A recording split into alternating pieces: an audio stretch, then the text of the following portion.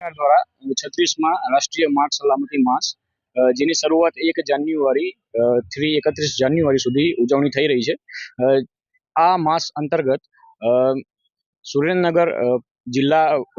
વહીવટીતંત્ર તથા સુરેન્દ્રનગર પોલીસ દ્વારા એક બાઇક રેલીનું આયોજન કરવામાં આવેલ હતું, જેની અંદર રસ્તામાં 70થી વધુ બાઇકોની સાથે રેલી યોજવામાં આવેલ હતી અને લોકોને માર્ગ સલામતી બાબતે અવેરનેસ કરવામાં આવેલ હતા, જેનું આયોજન એમપી શાહ કોલેજથી જવાહર ગ્રાઉન્ડ સુધી યોજવામાં આવેલ હતી.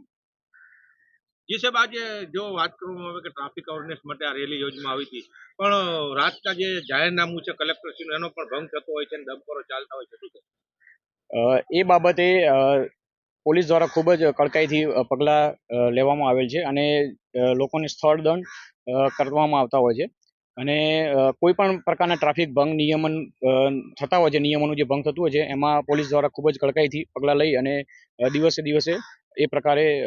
જેથી માર્ગ અકસ્માત ખૂબ જ ઘટે એ બાબતે પગલાં લઈ રહેલ છે. 24 કલાકે સુરેન્દ્રનગર જિલ્લામાં એક મોત ડમ્પરથી થાય છે અને એવા પણ આક્ષેપો થાય છે કે ડમ્પર પાસે કાગળ નથી હોતા, ડ્રાઈવરને લાયસન્સ નથી હોતું. શું આ પ્રકારના કોઈ જે ડમ્પર ચાલકો હોય છે તેના ઉપર ખૂબ જ કડકથી કાર્યવાહી કરી અને એમના ઉપર ગુનો દાખલ કરી અને પોલીસ ખૂબ જ કડકાઈથી કામ લેતી હોય છે.